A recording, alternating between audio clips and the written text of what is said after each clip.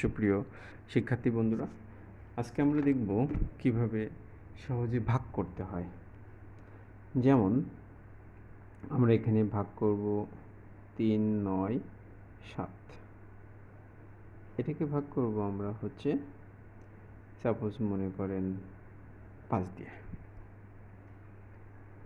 এখন এই 5 দিয়ে ভাগ করার সময় আমরা প্রথম সংখ্যাটাকে ভাগ করব। এটাকে একক, দশক, শতক সংখ্যাকে। শতকে 3, আমরা এই 3টাকে ভাগ করব প্রথমে। তাহলে 5 থেকে 3 ছোট, এ কারণে আমরা এই 3টাকে ভাগ করতে পারবো না। যার কারণে আমরা কি করব, তার পাশে আরেকটা সংখ্যা নিয়ে নেব। তখন হয়ে যাবে 39। এই 39কে আমরা 5 দিয়ে ভাগ করব। আমরা দেখব 5-এর ঘরের নামতা করব। 5 দুগুণী 10 হয়। তারপরে 5 5 25 হয়,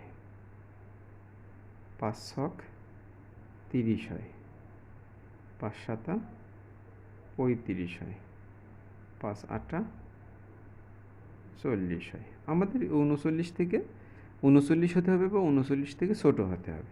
তাহলে এই 30 39 থেকে অনেক ছোট। এই 35 হচ্ছে 39 থেকে ছোট, এবং 40 হচ্ছে 5 8 40। এখানে 40 হচ্ছে 39 থেকে বড়। এ কারণে এই 40টা নেওয়া যাবে না, আমাদের নিতে হবে 5 7 35। তাহলে এখানে ভাগ ফল 7। এখন আমাদের এখানে হবে 35। এখন আমরা বিয়োগ করব। 5 আর কত হলে 9 হয়? 4 হলে।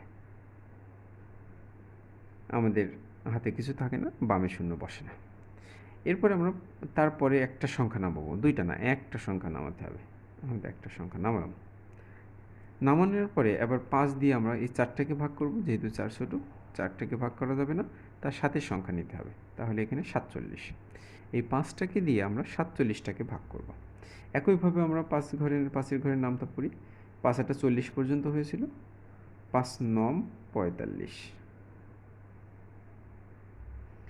5 10 50। একইভাবে আমাদের এখানে 40 47 থেকে অনেক ছোট, এই 45টাই আমাদের হয়, এবং 50 হচ্ছে 5 10 50, এখানে বেশি হয়ে যায়। এখানে আমরা কত নেব? 5 9 নেব। 9 5 9 45। এখন আমরা বিয়োগ করব। 5 আর কত হলে 7 হয়? 2 হলে।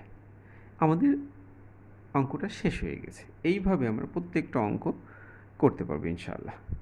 ধন্যবাদ সবাইকে।